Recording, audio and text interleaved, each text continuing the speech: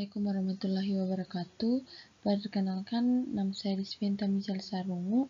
Saya mahasiswa Administrasi Negara Angkatan 2020 dari Universitas Bosowa. Di sini saya akan mempresentasikan hasil dari makalah saya, yaitu konsep dasar ilmu perencanaan. Di sini ada 5 sub pembahasan, yaitu yang pertama arti perencanaan, yang kedua fungsi perencanaan, yang ketiga jenis perencanaan, yang keempat peran perencanaan dalam pembangunan, yang kelima urgensi perencanaan dalam pembangunan. Baik, yang pertama arti perencanaan.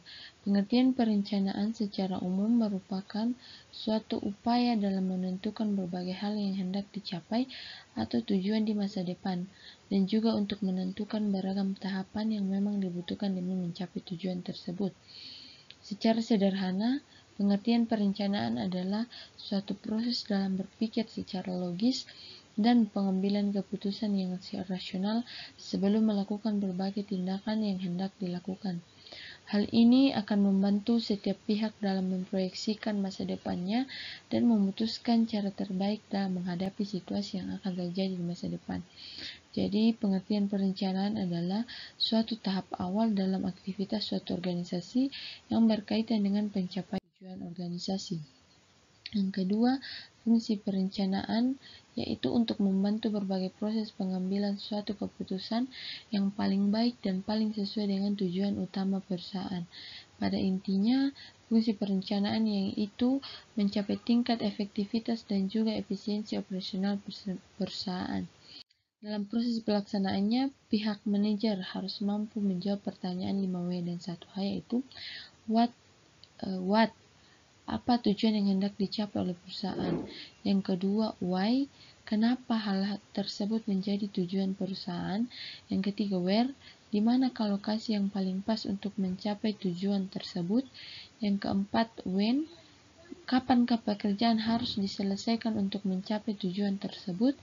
Yang kelima, who, siapa saja orang yang tepat untuk melakukan pekerjaan yang berkaitan dengan tujuan perusahaan.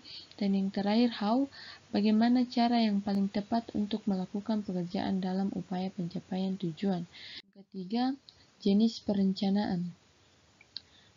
Jenis perencanaan yang pertama yaitu berdasarkan tingkatan, yaitu master plan atau rencana induk adalah suatu perencanaan yang lebih menekankan pada kebijakan perusahaan yang dimana di dalamnya tercantum tujuan dalam kurun waktu dan ruang lingkup yang lebih luas.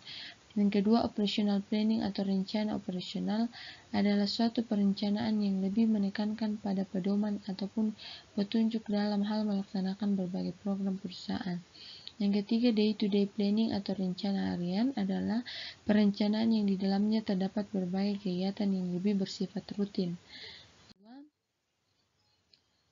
Perencanaan berdasarkan ruang lingkup.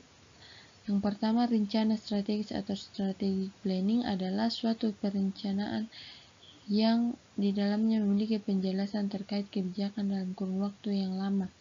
Yang kedua, rencana taktis atau tactical planning adalah suatu bentuk perencanaan yang di dalamnya memiliki penjelasan yang lebih bersifat pendek.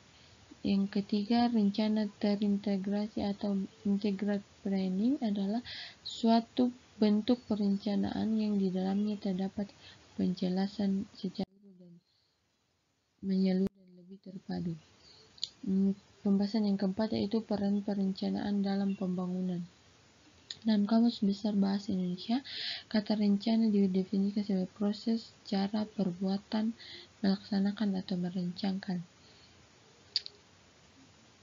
Dalam konteks pembangunan, perencanaan menempati urutan pertama dalam ilmu manajemen. Ditempatkan pertama karena ia menjadi cetak biru atau desain sebuah karya besar berwujud pembangunan. Desain yang hebat akan menghasilkan karya yang hebat. Tanpa desain, maka sebuah karya tidak akan terwujud dengan profesional. Benar adanya bahwa perencanaan merupakan proses merancang karya besar. Tentu saja pekerjaan ini harus dibuat dalam sebuah dokumen yang disebut dokumen perencanaan.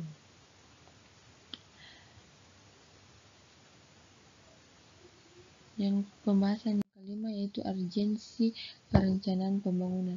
Perencanaan pembangunan dianggap sebagai hal yang krusial karena pada dasarnya suatu perencanaan merupakan cara untuk mencapai sebuah tujuan yang ingin dicapai dalam pembangunan dengan sumber daya yang ada serta berbagai alternatif yang mungkin diperlukan.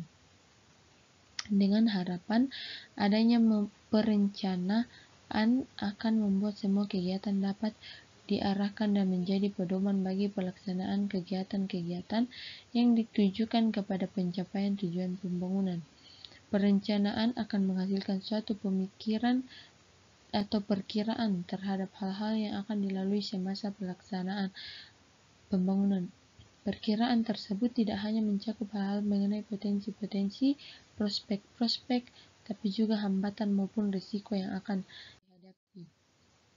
Jadi, kesimpulan dari materi ini adalah manfaat dari perencanaan adalah diharapkan terdapat suatu pengarahan kegiatan, adanya pedoman bagi pelaksanaan kegiatan-kegiatan yang ditunjukkan kepada pencapaian tujuan pembangunan. Dapat dilakukan penyusunan skala prioritas. Di dalam melakukan pembangunan, pemerintah memerlukan perencanaan yang akurat serta diharapkan dapat melakukan evaluasi terhadap pembangunan yang dilakukannya. Seiring dengan semakin pesatnya pembangunan bidang ekonomi, maka terjadi peningkatan permintaan data dan indikator-indikator yang menghendaki ketersediaan data sampai tingkat kabupaten atau kota. Demikian presentasi dari saya, lebih kurangnya mohon dimaafkan. Assalamualaikum warahmatullahi wabarakatuh.